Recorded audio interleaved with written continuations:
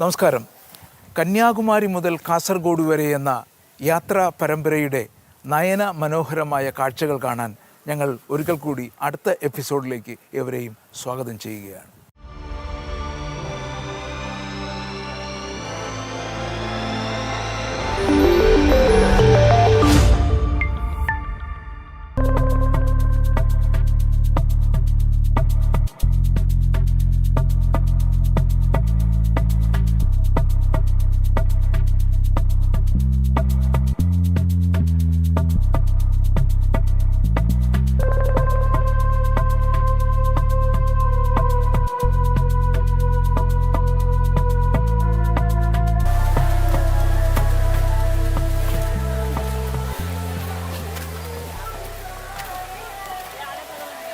നമ്മളിപ്പോൾ തൃപ്പരപ്പ് വാട്ടർഫോളിൻ്റെ മുമ്പെയാണ് എത്തിയിരിക്കുന്നത്.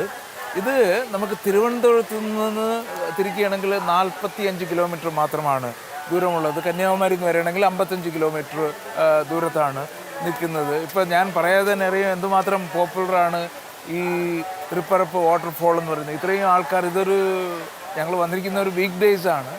അപ്പോൾ വീക്കെൻഡിൽ എന്തുമാത്രം തിരക്കുണ്ടാവണം.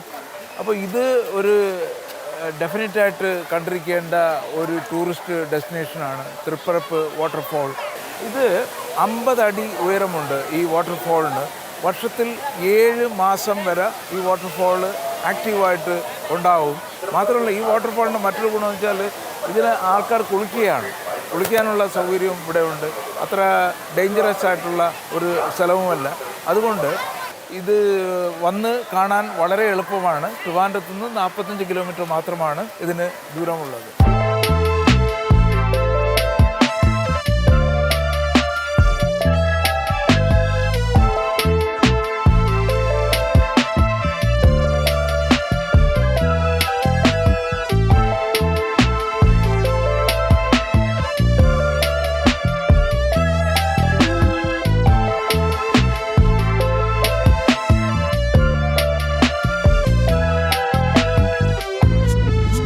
തൃപ്പരപ്പ് വെള്ളച്ചാട്ടത്തിൽ വന്നപ്പോൾ ഇത്രയും തിരക്കെന്താണെന്ന് അന്വേഷിച്ചപ്പോഴാണ് മനസ്സിലായത്, തമിഴ്നാട്ടിൽ കുട്ടികൾക്ക് അവധിയാണ് ഈ സമയത്ത്.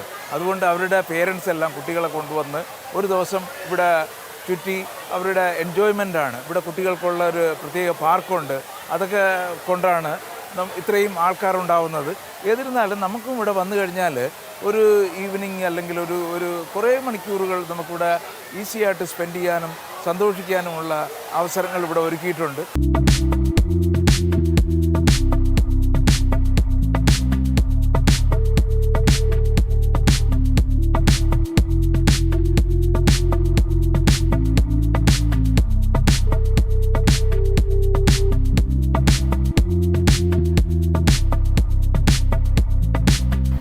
തൃപ്പരപ്പിൽ ഒരു മഹാദേവ ക്ഷേത്രമുണ്ട്.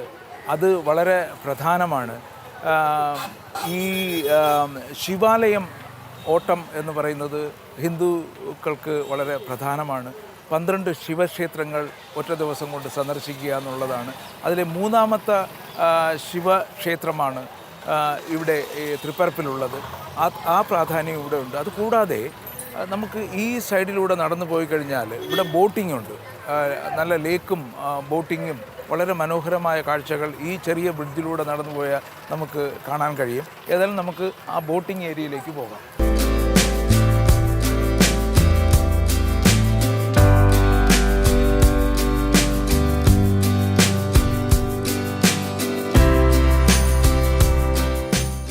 തൃപ്പരപ്പ് വാട്ടർഫോളിൽ വന്നു കഴിഞ്ഞാൽ, നമ്മൾ വാട്ടർഫോൾ കണ്ടു കഴിഞ്ഞാൽ ഒരു ചെറിയൊരു ബ്രിഡ്ജുണ്ട്. അതിൻ്റെ ഈ സൈഡിൽ വന്നു കഴിഞ്ഞാൽ നമുക്കിവിടെ ബോട്ടിങ്ങിനുള്ള സംവിധാനമുണ്ട്. പിന്നെ നമ്മൾ ഈ വെള്ളം കേൾക്കുന്ന പോലെ കുട്ടികളും മുതിർന്നവരും എല്ലാം ഊഞ്ഞാലാടി കളിക്കുന്ന രംഗങ്ങൾ നമുക്കിവിടെ കാണാൻ പറ്റും. ഇവിടെ വന്നു കഴിഞ്ഞാൽ ഒരു റിയൽ ഹോളിഡേ മൂഡ് തന്നെയാണ് ഇവിടെ ക്രിയേറ്റ് ചെയ്തിരിക്കുന്നത്. ഇത്രയും ആൾക്കാർ ഇവിടെ വന്ന് സന്തോഷിക്കുന്നുണ്ടെങ്കിൽ നമുക്കും ഈ ഏരിയകളെല്ലാം എക്സ്പ്ലോർ ചെയ്യാവുന്നതാണ്.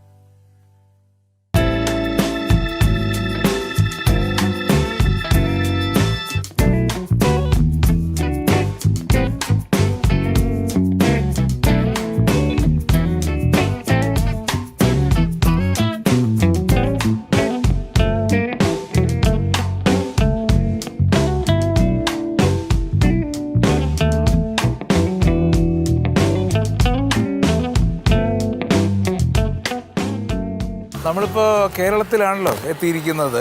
അപ്പോൾ പാറശാല എന്ന് പറയുന്ന സ്ഥലത്താണ്. നമ്മൾ ഈ സിനിമ വഴിയെങ്കിലും കുറച്ച് കേട്ട് കാണുമല്ലോ. പാറശാല എന്ന് പറയുമ്പോഴത്തെ മലയാളത്തിൻ്റെ സ്ലാങ്ങിൽ കുറച്ച് വ്യത്യാസമുണ്ടെന്ന് പറയും. നമുക്കിവിടെ ഒരു ചെറിയൊരു കട കാണുന്നുണ്ട്. ഒന്ന് കയറി കുറച്ച് പഴമൊക്കെ വാങ്ങി അദ്ദേഹമായിട്ടൊന്ന് സംസാരിച്ചിട്ട് പോവാം. നമ്മൾ പാറശാല എന്ന് പറയുമ്പോഴത്തേക്ക് പാറശാലയിലെ മലയാള ഭാഷയ്ക്ക് ഒരു വ്യത്യാസമുണ്ടെന്ന് പറഞ്ഞു കേട്ടിട്ടുണ്ട്. എന്ത് വ്യത്യാസമാണ് മലയാള ഭാഷയ്ക്ക് ഇവിടെ ഉള്ളത്? മലയാളം നമ്മുടെ മലയാളം തിരുവനന്തപുരം മലയാളമാണ്. അല്ല, പാറശാലയ്ക്ക് ഒരു പ്രത്യേക മലയാളമില്ല. ഇല്ല. പിന്നെ തിരുവനന്തപുരം മലയാളം എന്ന് പറയുമ്പോൾ ഈ വടക്കോട്ടുള്ളതുപോലെ തൊങ്ങലും തുടുക്കലും ഒന്നും ഇല്ല. കട്ടിങ് പറയും. നേരിട്ടങ്ങ് പറയുള്ളൂ. അല്ലാതെ ഈ ഇളുത്ത് എറണാകുളത്തും കണ്ണൂരിലുള്ള ആളുകൾ ഇളുത്ത് സംസാരിക്കും. അതുപോലെയുള്ള മലയാളമൊന്നുമില്ല. തിരുവനന്തപുരം മലയാളത്തിന് സാറിനും അറിയാവുന്ന കാര്യമല്ല. അതെ, എന്റെ തിരുവനന്തപുരം മലയാളമാണ്. തിരുവനന്തപുരം മലയാളം എന്ന് പറയുമ്പോൾ നമ്മൾ ഇളുത്തൊന്നും സംസാരിക്കില്ല. എറണാകുളത്ത് അങ്ങനെയല്ല. ഓക്കെ, എളുത്ത് സംസാരിക്കണം. നമ്മൾ തിരുവനന്തപുരത്തെ ഭാഷയെക്കുറിച്ച് പറയുമ്പോൾ ചില സിനിമയിലൊക്കെ കുറച്ച് കോമഡിയായിട്ട് പറയാറുണ്ട്. വെള്ളങ്ങളൊക്കെ കുടിച്ച ആപ്പി എന്നൊക്കെ ചോദിക്കുമല്ലോ, അങ്ങനെയൊക്കെ ഉണ്ടോ ഇവിടെ? അങ്ങനെ ഒന്നുമില്ല. ഇല്ല. ഇവിടെ നിന്ന് 5 കിലോമീറ്റർ അപ്പുറം 4 കിലോമീറ്റർ അപ്പുറമാണ് കളിക്കാവുള്ള തമിഴ്നാട്. കളിക്കാവുള്ള ഇത് കളികള തമിഴ്നാടിന്റെ ബാർഡറാണ്. നമ്മളൊക്കെ നല്ല മലയാളമാണ് സംസാരിക്കുന്നത്. അപ്പൊ ഈ സിനിമയിൽ പറഞ്ഞ് എക്സാജറേറ്റ് ചെയ്യുന്നതാണല്ലേ കാര്യങ്ങൾ? ഒരു സിനിമയ്ക്ക് വേണ്ടി കുറച്ച്. അപ്പൊ ഇവിടെ ഈ കളിക്കാവിള വരെ ഏതാണ്ട് നമ്മൾ ട്രിവാൻഡ്രം സ്ലാങ് തന്നെ ഉപയോഗിക്കും. പാറശാല വരെ എന്തായാലും കട്ടയ്ക്കും അതന്നെ മലയാളം. ഇത് അപ്പുറത്ത് വേണമെങ്കിൽ കുറച്ച് മാറാന്നുള്ളതാണ്. കളിക്കാവിള അങ്ങോട്ട് അവരും കുറേയൊക്കെ മലയാളവും തമിഴ്നാട്ടിൽ ഇവിടുത്തെ വിപണിയാണ് അവരുടെ ആശ്രയം. കാര്യം നമ്മളിപ്പോൾ ഇങ്ങോട്ട് വന്നപ്പോഴേ ആ തമിഴ്നാട് ബോർഡർ കഴിഞ്ഞ് കളിക്കാവിളയിലോട്ട് കയറുന്നതിന് തൊട്ട് മുമ്പ് നോക്കിയപ്പോൾ അവിടെ എല്ലാം ഇങ്ങനെ ലോട്ടറി കടകളിൽ നിരന്ന് കാണുന്നല്ലോ. കേരളത്തിൻ്റെ ലോട്ടറി വിൽപ്പന ആയിരിക്കും അവിടെ. ഇഷ്ടം പോലെ ലോട്ടറി ബിസിനസ്സാണ്. അപ്പോൾ ഈ കേരളത്തിൻ്റെ ബോർഡറിൽ വന്ന് തമിഴ്നാട്ടിലെ ആൾക്കാർ വന്ന് മേടിക്കുന്നതായിരിക്കും അല്ലേ? അങ്ങനെയല്ല സാർ, ജോലിയൊക്കെ കഴിഞ്ഞിട്ട് വന്ന് ഇവരും അവരും ഒരുപോലെ തന്നെ വാങ്ങുന്നത്. നാട്ടുകാർക്ക് പിന്നെ അതുകൊണ്ടായിരിക്കും. ഇപ്പം മോശമൊന്നുമില്ല. ഓക്കെ. ഏതായാലും എങ്ങനെയുണ്ട് ഇവിടെ കച്ചവടമൊക്കെ എങ്ങനെയുണ്ട്? കുഴപ്പമില്ല. കാര്യങ്ങളൊക്കെ തട്ടിമുട്ടി പോകണം. റോബസ്റ്റ ഒരു 4 എണ്ണം തരൂ. നമ്മൾ 3-4 പേരുണ്ടല്ലോ. റോബസ്റ്റ ഇത് കണ്ട പച്ച പോലെ ഇരിക്കെങ്കിലും പഴുത്തതാണ് അല്ലേ? പഴുത്തതാണ്. 4 എണ്ണം മതി. ഞങ്ങൾ 4 പേരല്ലോ, ഓരോന്ന് കഴിക്കാം. വന്നതിന് വേണ്ടി നമുക്ക് 4 എണ്ണത്തിന് എത്രയാണ്? 20 രൂപ. ഏതായാലും വിൽസൺ നമസ്കാരം. അപ്പോൾ നമ്മൾ ഇത്രയും പറഞ്ഞതിന് വളരെ സന്തോഷം. നമ്മളിവിടം വരെ വന്നു, റോബസ്റ്റ പഴമൊക്കെ വാങ്ങി. പക്ഷേ ഉദ്ദേശം ഇവിടുത്തെ ഒരു സ്ലാങ് മനസ്സിലാക്കുക എന്നുള്ളതായിരുന്നു. പക്ഷേ അദ്ദേഹം നല്ല ട്രിവാൻഡ്രം പ്രോപ്പർ ഇംഗ്ലീഷാണ്, പ്രോപ്പർ മലയാളമാണ് സംസാരിക്കുന്നത്. അപ്പോൾ നമുക്ക് ഇനിയും തപ്പിയിട്ട് ഇവിടുത്തെ സ്ലാങ് സംസാരിക്കുന്ന ആൾക്കാരെ കിട്ടുമോ എന്ന് നോക്കാം.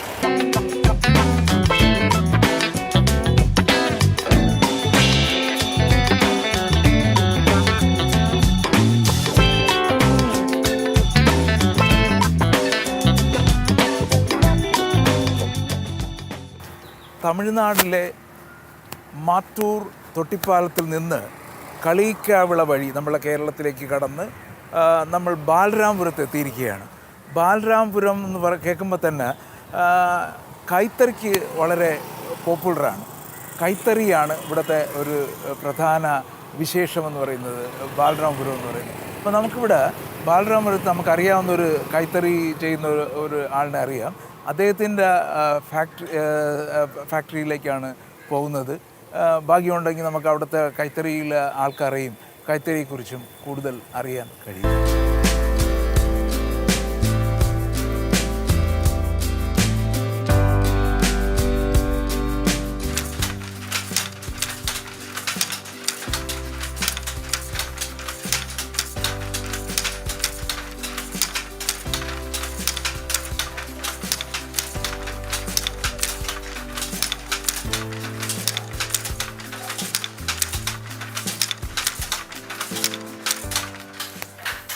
നമ്മൾ കേരളത്തിൻ്റെ തനതായ ഒരു ഇൻഡസ്ട്രിയാണ് കൈത്തറി.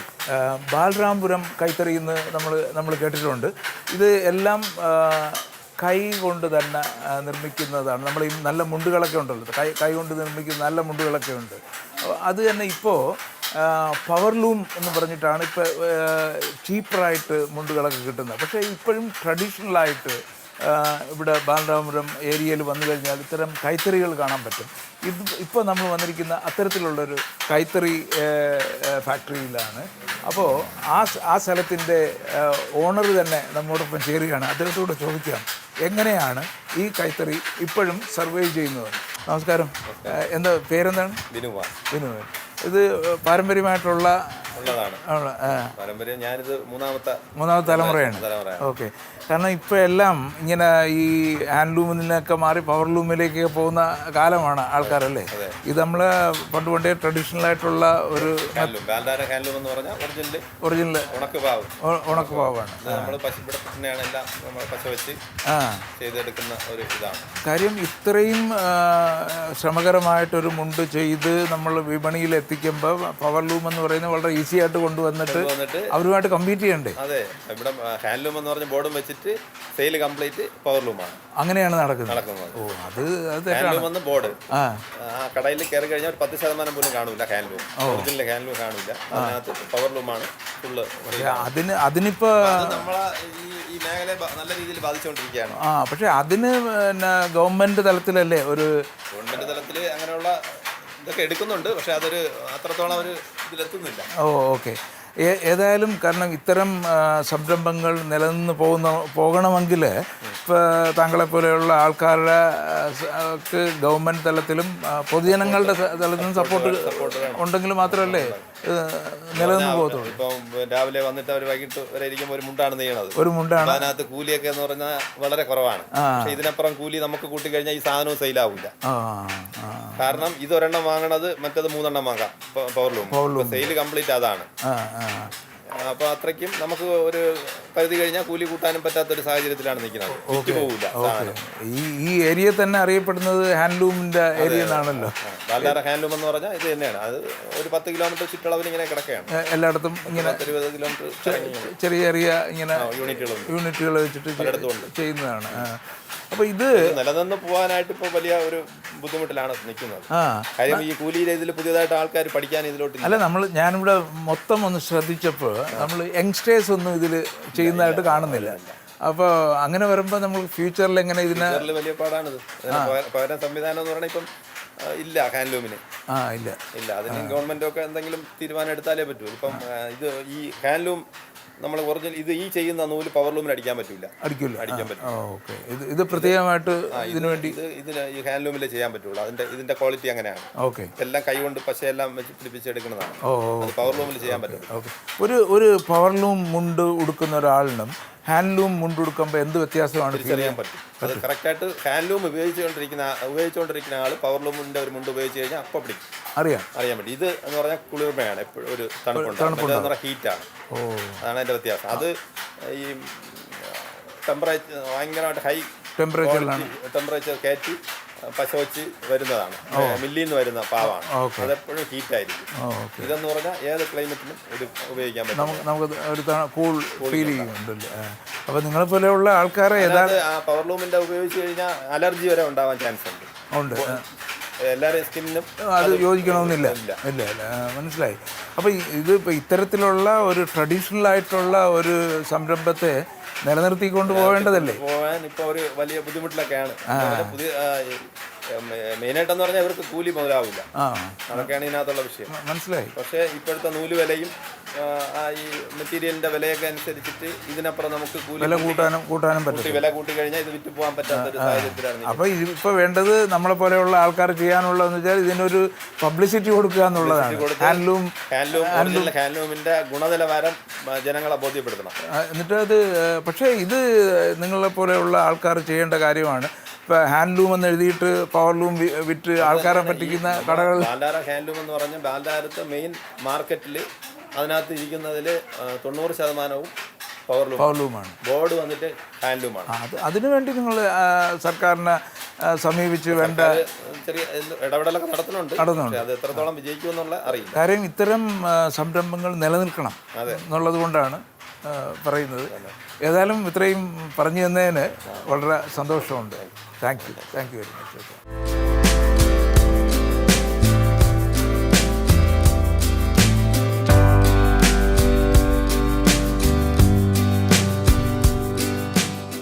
ബാലരാമപുരം കൈത്തറിയുടെ ഭാഗങ്ങൾ കണ്ട ശേഷം നമ്മൾ വെള്ളായണിയിലേക്കാണ് പോകുന്നത്. വെള്ളായണിയിലേക്ക് പോകുന്ന വഴിയിൽ വളരെ പ്രസിദ്ധമായ ഒരു അമ്പലവും ശ്രീകൃഷ്ണ ക്ഷേത്രം ഉണ്ട്. അതുകൂടാതെ അതിൽ ചരിത്രപ്രധാനമായ ഒരു കാര്യമെന്ന് പറയുന്നത് മുമ്പ് എട്ടുവീട്ടി പിള്ളമാരുടെ ആക്രമണത്തെ ഭയന്ന് മാർത്താണ്ഡവർമ്മ മഹാരാജാവ് ഇവിടുന്ന് ഒളിച്ചിരുന്നൊരു സ്ഥലമുണ്ടല്ലോ, നമ്മൾ കേട്ടിട്ടുണ്ട്. ഒരു പ്ലാവിൻ്റെ പോടിൽ ഒളിച്ചിരുന്നു എന്ന് പറയുന്നത് ആ അമ്മച്ചി പ്ലാവ് എന്ന് പിൽക്കാലത്ത് അറിയപ്പെടുന്ന അമ്മച്ചി പ്ലാവ് ഇതിനകത്താണ് അവർ പ്രിസർവ് ചെയ്തിരിക്കുന്നത്. അപ്പോൾ അതും ഇത് കാണാവുന്നതാണ്. അതിന് പിൽക്കാലത്തൊരു ശ്രീകൃഷ്ണ ക്ഷേത്രമായിട്ടാണ് ഇപ്പോൾ ഇത് പ്രശസ്തി നേടിക്കൊണ്ടിരിക്കുന്നത്.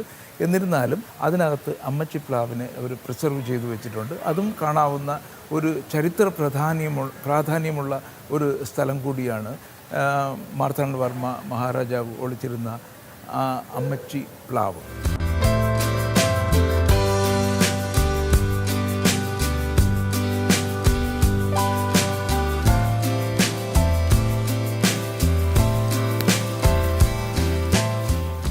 നമ്മളിപ്പോൾ വെള്ളായണിയിൽ എത്തിയിരിക്കുകയാണ്. വെള്ളായണി എന്ന് പറയുന്നത് ശരിക്കും ഒരു അതിമനോഹരമായ ഒരു ടൂറിസ്റ്റ് ഡെസ്റ്റിനേഷനാണ്.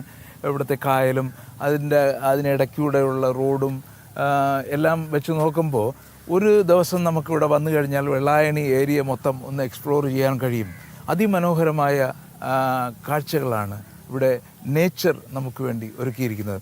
കൂടാതെ ഈ പാലം ഇവിടുത്തെ കിരീടം പാലം എന്നാണ് പറയുന്നത്. കിരീടം സിനിമ കണ്ടവർക്കെല്ലാം അറിയാം ഇങ്ങനെ ഒരു പാലത്തിൻ്റെ പ്രാധാന്യം. ഇത് നേരത്തെ ഉണ്ടായിരുന്ന പാലം ശോഷിച്ചു പോയതിന് ശേഷം ശ്രീ മോഹൻലാൽ അദ്ദേഹം തന്നെ ഈ പാലം റീകൺസ്ട്രക്റ്റ് ചെയ്ത് ഇവിടുത്തെ നാട്ടുകാർക്ക് വേണ്ടി ഒരു നൊസ്റ്റാൾജിയ എന്നുള്ള രീതിയിൽ അദ്ദേഹം നാട്ടുകാർക്ക് വേണ്ടി സമർപ്പിച്ച പാലം കൂടിയാണ് ഈ കിരീടം പാലം. ആ സീൻ കണ്ടവർക്ക് മനസ്സിലാകാം മോഹൻലാൽ ഇതുവഴി വന്ന് ഇങ്ങനെ ഇതിലേക്കൂടെ ഇറങ്ങി നടന്നു പോകുന്ന ആ പാട്ട് സീനൊക്കെ ഉണ്ടല്ലോ, കണ്ണീർ പൂവിൻ്റെ കവിളിൽ തലോടി എന്ന് തുടങ്ങുന്ന ഗാനമൊക്കെ അതിലെല്ലാം നോക്കിയാൽ ഇത് കാണാൻ കഴിയും. വെള്ളായണിയുടെ ഗ്രാമീണ ഭംഗി അതിമനോഹരമാണ്. മാത്രവുമല്ല ഈ വയലോരങ്ങളിലും പിന്നെ ഈ ആമ്പൽപ്പൂ താമരപ്പൂ കൃഷി ഇതെല്ലാം ഇവിടെ ഈ ഒരു ഏരിയയിലാണ് നടക്കുന്നത്. മാത്രമല്ല ഇതിൻ്റെ മറുവശമുണ്ട്, കായലും ഒക്കെ ഉള്ള വേറൊരു വശം കൂടിയുണ്ട്. അതുകൊണ്ട് ഇവിടെ വന്നു കഴിഞ്ഞാൽ പീസ്ഫുള്ളായിട്ട് ഒരു ചെറിയ ഹോളിഡേ ആഘോഷിക്കണം എന്ന് ആഗ്രഹിക്കുന്നവർക്ക് ഇവിടെ വന്നു കഴിഞ്ഞാൽ സുഖമായിട്ട് ഒരു ദിവസം വെറും നാടൻ വിഭവങ്ങളുമൊക്കെ കഴിച്ച് ഈ കായലോരത്തും ഈ നദീ തീരത്തും ഈ വയലോരത്തും ഒക്കെ കഴിയാൻ ആഗ്രഹിക്കുന്നവർക്ക് വളരെ അതിമനോഹരമായ ഒരു സ്ഥലം കൂടിയാണ് ഈ വെള്ളായണി എന്ന് പറയുന്നത്. കൂടാതെ ഇവിടെ കുറച്ച് 1-2 കള്ള് ഷാപ്പുകളുണ്ട്, അതും വളരെ പോപ്പുലറാണ്. അവിടുത്തെ കറികൾ എല്ലാം വളരെ പോപ്പുലറാണെന്ന് കേട്ടിട്ടുണ്ട്. ഏതായാലും നമ്മൾ വെള്ളായണിയിൽ വന്നതല്ലേ, അവിടുത്തെ ഏതെങ്കിലും ഒരു ഡിഷും കൂടെ നമ്മളൊന്ന് ടേസ്റ്റ് ചെയ്തിട്ട് ഇന്നത്തെ ഈ വെള്ളായണിയിൽ നിന്നുള്ള പ്രോഗ്രാം അവസാനിപ്പിക്കുക.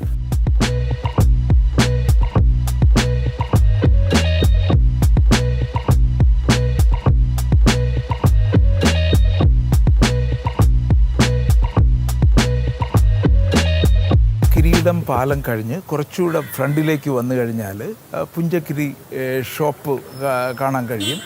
ഒരു ഷോപ്പ് എന്നാണ് എഴുതിയിരിക്കുന്നത്, സാറിന് ഷാപ്പ് എന്നാണ് പറയാറുള്ളത്. എന്നിരുന്നാലും പുഞ്ചക്കിരി ഷാപ്പ് കാണാൻ കഴിയും. അവിടെ വന്നു കഴിഞ്ഞാൽ നമുക്ക് ഫുഡും കിട്ടും കള്ളും കിട്ടും. ഇതാണ് ഇവർക്ക് തന്നെ വേറൊരു റെസ്റ്റോറൻ്റ് ഉണ്ട്, ഫാമിലി റെസ്റ്റോറൻറ്റ്. അവിടെ പോയി കഴിഞ്ഞാൽ ഫുഡ് കിട്ടും, പക്ഷേ കള്ളൊന്നും കിട്ടത്തില്ല എന്നുള്ളതാണ്. അപ്പോൾ രണ്ടും ഉപയോഗിക്കാൻ കഴിയും. ഇവിടെ വരുന്നവർക്ക് നമുക്കിവിടെ വന്നിട്ട് ഇവിടുത്തെ വെള്ളായണിയുടെ അതിമനോഹരമായ കാഴ്ചകൾ കാണുകയും ഒരു ദിവസം ഇവിടെ സ്പെൻഡ് ചെയ്യുകയും ഫുഡ് കഴിക്കുകയും ചെയ്യാവുന്ന ഒരു നല്ല സ്ഥലം കൂടിയാണ്. മാത്രവുമല്ല രുചികരമായ ഫിഷിൻ്റെ ഐറ്റം ഇവിടെ ഉണ്ടെന്നാണ് നമ്മൾ കേട്ടിട്ടുള്ളത്. ഏതായാലും ഒന്ന് കഴിച്ചു നോക്കാം.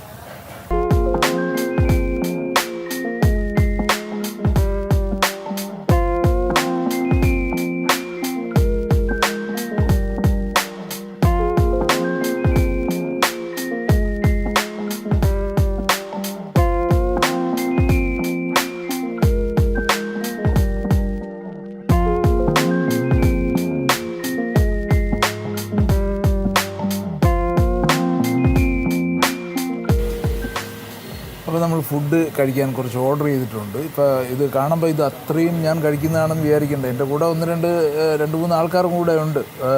നമ്മളെ ചീഫ് എഡിറ്ററുണ്ട്, ജെയ്സുണ്ട്, നമ്മളെ സാരഥി രാജീവുണ്ട്, ഇല്ലേ, പിന്നെ ചീഫ് ക്യാമറാമാനുണ്ട്, സുനിലുണ്ട്. എല്ലാവരും കൂടെ ചേർന്നാണ് ഓർഡർ ചെയ്തിരിക്കുന്നത്. നമ്മൾ കുറച്ച് അപ്പം ഓർഡർ ചെയ്തു, കുറച്ച് പെറോട്ട ഓർഡർ ചെയ്തു, കുറച്ച് ചിക്കൻ കറി ഓർഡർ ചെയ്തു. ഇത് നമ്മൾ നേരത്തെ ഉണ്ടാക്കിയ പൊള്ളിച്ചതും കൂടെ വെച്ചിട്ടുണ്ട്. അപ്പോൾ ഇത്രയാണ്. പിന്നെ കള്ളൊക്കെ വാങ്ങി കുടിക്കുന്നവരുണ്ടെങ്കിൽ ഇവിടെ വന്ന് നല്ല അന്തിക്കള്ള് കിട്ടുമെന്നൊക്കെയാണ് അവർ പറയുന്നത്. ഇവിടുത്തെ ഫുഡ് അതിമനോഹരമാണ്. മാത്രമല്ല ഇരിക്കാനൊക്കെ നല്ല സൗകര്യം. ഫാമിലിയായിട്ട് വന്നാലും പ്രൈവറ്റായിട്ടൊക്കെ ഇരിക്കാനുള്ള റൂംസും എല്ലാം സൗകര്യങ്ങളും ഉള്ള ഒരു സ്ഥലമാണ്. ഏതായാലും നമുക്കിതെല്ലാം ഓരോന്ന് ടേസ്റ്റ് ചെയ്ത് നോക്കാം. ഞാൻ ആദ്യം ഏതായാലും ഒരു അപ്പവും ഈ പൊള്ളിച്ചത് അത് കഴിക്കുന്ന ഒരു ചടങ്ങാണ്. ഇതൊക്കെ പിരുത്ത് എടുത്ത്, പക്ഷേ അത് ഭയങ്കര ടേസ്റ്റുള്ള കാര്യമാണ്. ഏതായാലും നമുക്കൊന്ന് നല്ല കുറച്ചൊന്ന് ചൂടാറിയതിന് ശേഷം കഴിക്കാൻ പറ്റുമെന്ന് വിചാരിക്കുന്നുണ്ട്. ഈ എണ്ണയിലൊക്കെ ഇട്ട് ചൂടാക്കുന്നുണ്ട്, നല്ല ചൂടാണ്. ഏതായാലും ഇവിടെ വന്നു കഴിഞ്ഞാൽ ഫ്രഷ് മീൻ നമുക്കിങ്ങനെ പൊള്ളിച്ചതും പെറോട്ടയും അപ്പവും ചിക്കൻ കറിയും എല്ലാം കൂടെ കഴിക്കാൻ പറ്റും. ഒരു പ്രോപ്പറായിട്ട് കുക്ക് ചെയ്തു എന്നുള്ളതാണ്. ചില കടകളിൽ പോകുമ്പോഴേക്കും പ്രോപ്പറായിട്ട് ഇൻസൈഡൊന്നും കുക്കാവത്തില്ല. പക്ഷേ ഇത് വളരെ ആത്മാർത്ഥമായിട്ട് നല്ല രീതിയിൽ ചെയ്തു വെച്ചിട്ടുണ്ട്. ഏതായാലും വെള്ളായണിയിൽ വരുമ്പോൾ ഇതൊരു ടേസ്റ്റ് ചെയ്യേണ്ട സ്ഥലം തന്നെയാണ് കേട്ടോ. ഇത് പുഞ്ചക്കരി ഷാപ്പ് വെള്ളായണി എന്നാണ് പേരെങ്കിലും നമ്മളിവിടെ വന്നപ്പോൾ കാണുന്നത് എല്ലാം ഫാമിലിയായിട്ട് ആൾക്കാർ വന്നിരുന്ന് കഴിക്കുന്നതാണ് കാണുന്നത്. അങ്ങനെ ഒരു ഷാപ്പിൽ പോകുന്ന ഒരു ബുദ്ധിമുട്ടൊന്നും ഇവിടെ അനുഭവപ്പെടുന്നില്ല. ഒരു നല്ലൊരു പ്രോപ്പർ റെസ്റ്റോറൻറ്റിൽ പോകുന്ന കണക്ക് തന്നെയാണ്. ഫാമിലിയായിട്ട് ആൾക്കാർ വരുന്നു. ഹട്ടുകളുണ്ട്, ഓരോ റൂമായിട്ട് സെപ്പറേറ്റ് ആയിട്ടുണ്ട്. ഇങ്ങനെ ഹോളായിട്ടിരിക്കുന്ന സ്ഥലങ്ങളുണ്ട്. പിന്നെ ഈ വെറും വെള്ളം കഴിക്കാൻ പറ്റുന്നവർക്ക് വേറൊരു ഏരിയയാണ്. അതുകൊണ്ട് വളരെ സേഫായിട്ട് വന്ന് കഴിക്കാൻ പറ്റുന്നൊരു സ്ഥലമായിട്ടാണ് എനിക്ക് തോന്നുന്നത്. മാത്രമല്ല അത്രയും ടേസ്റ്റി ആയിട്ടാണ് അവർ ഇത് ഉണ്ടാക്കി വെച്ചിരിക്കുന്നത്.